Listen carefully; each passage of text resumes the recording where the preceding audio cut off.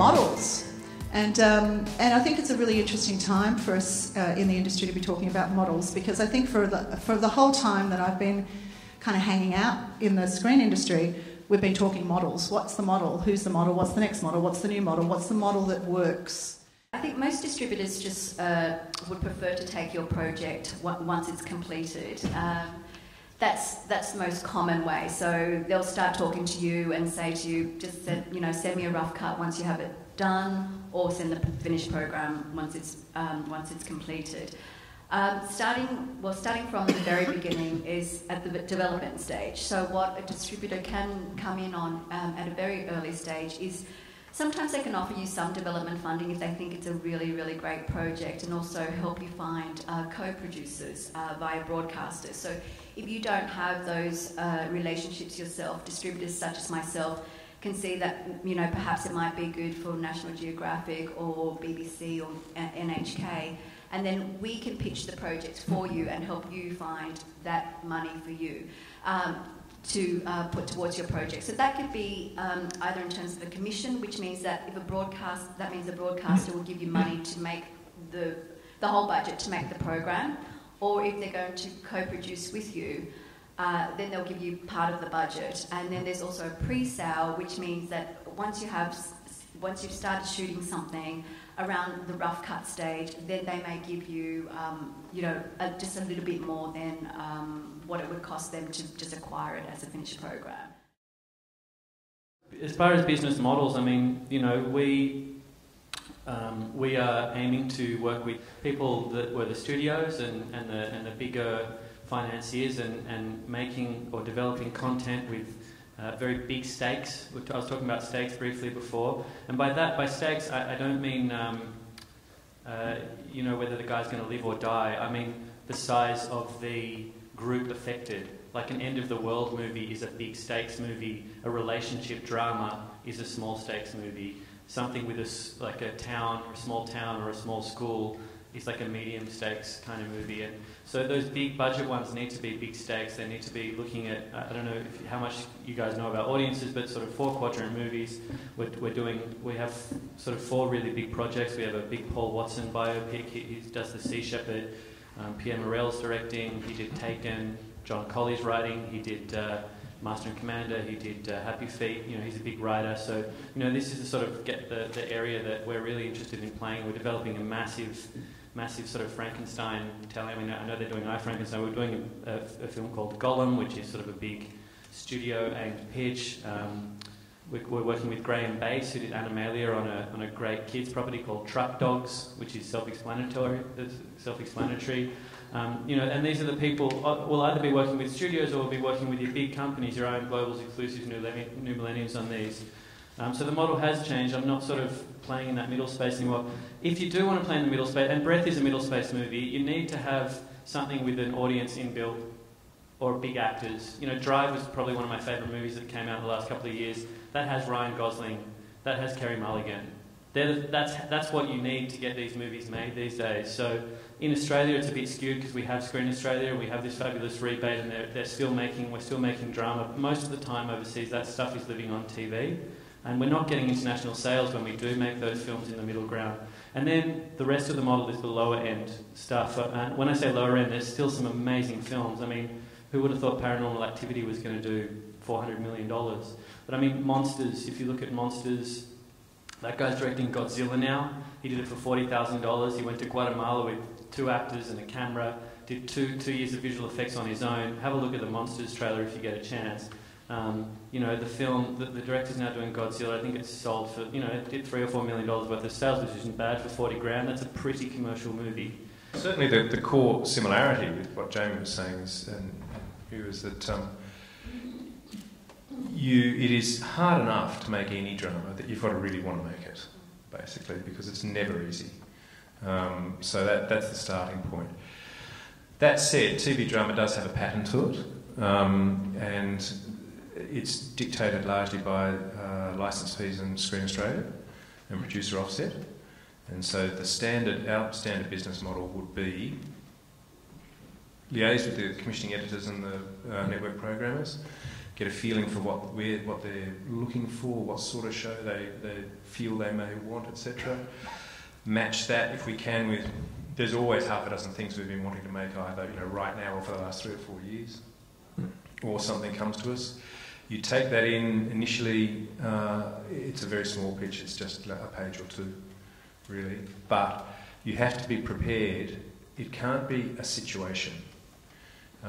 Leaving them one page is a good idea because they can easily then take it up to David Gingell or Lachlan Murdoch, and they don't have to spend a lot of time going, what's this? Oh, there it is.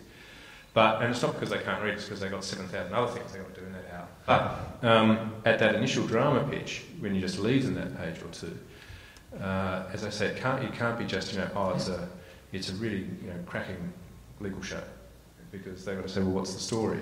So you have to then be prepared to talk to it as what the story is.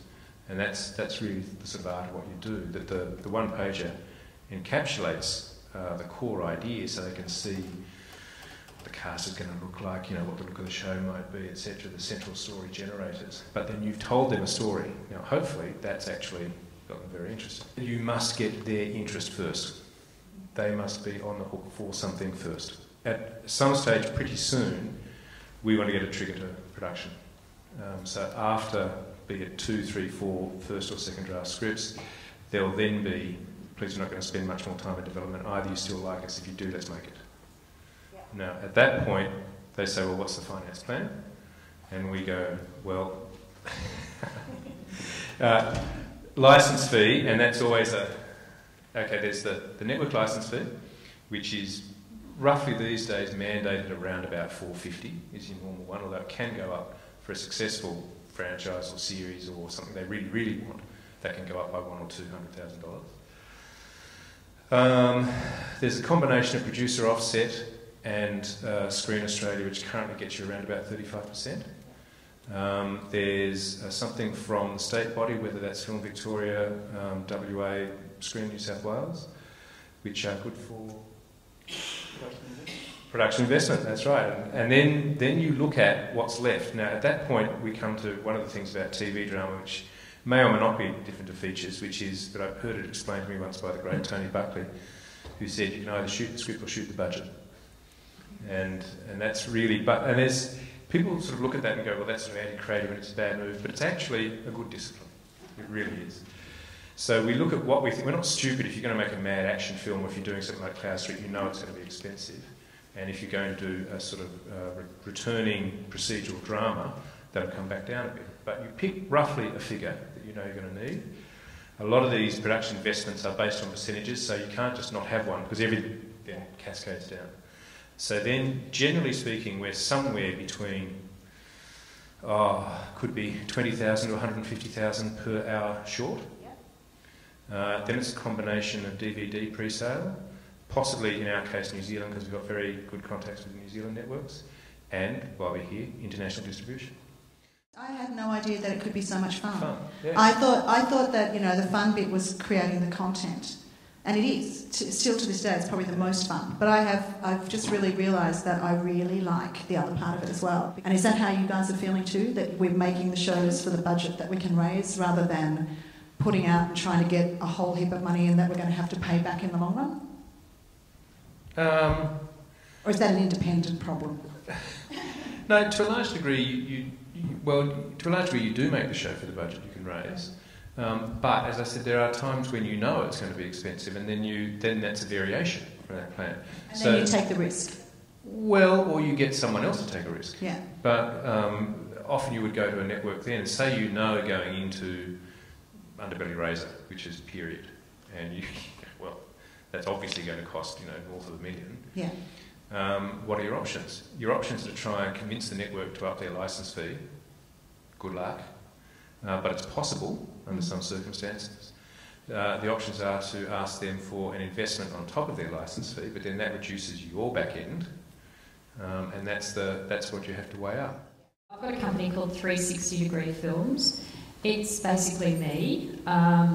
I produce, and I employ a couple of staff who do production managing, production assisting, website, DVD sales, a whole range of things. It's a real, everyone dips in and shares the roles, and then employ a bookkeeper. But, it's a small company, it's a little niche company, and we employ, when I need somebody to come in and do some writing, I'll employ a writer, or when I need editors or camera people or whatever, I employ people on a sort of contract basis rather than having them on staff.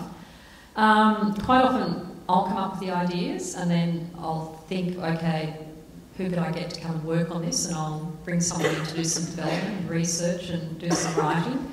But lots of people approach me with ideas, and sometimes they approach me with really good ideas, which is great, and that's what you want. You want people to approach you with really good ideas. And in particular, an idea that actually has got some substance. And it's nothing more frustrating than somebody ringing you up and saying, I've got an idea for a great program. And then they just rattle off a line or two, and then you start asking them about it. Oh, well, I haven't worked that out yet. And you're like, well, you've got to work it out. You've actually got to know what the story is that you're wanting to tell. It's not enough to just say, I want to do a film about parenting or whatever. It's just not enough. You've got to actually work out your own unique angle and know that it's a story that's going to last for a 1-hour television program or a 6 by half-hour series or whatever. It's really important to know your market and to know the program that you want to make and where it's likely to fit. And a number of people again at lunch sort of had some ideas. And you just automatically, there's just no way you're going to get that off the ground for television.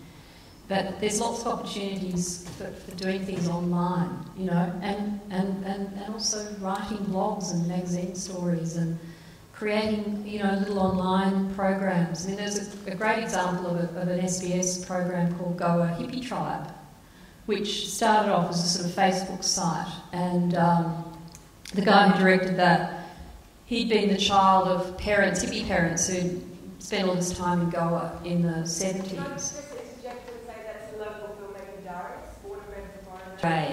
For this particular idea that I've got. And to some degree my budget and how I'm going to tell that story depends on how I know I can raise enough money. And so you work out what you can get maybe from the Australian market, what you can get from the state agencies, what you can get from the international market. And you to some degree, you kind of work out your project along the boundaries of that budget.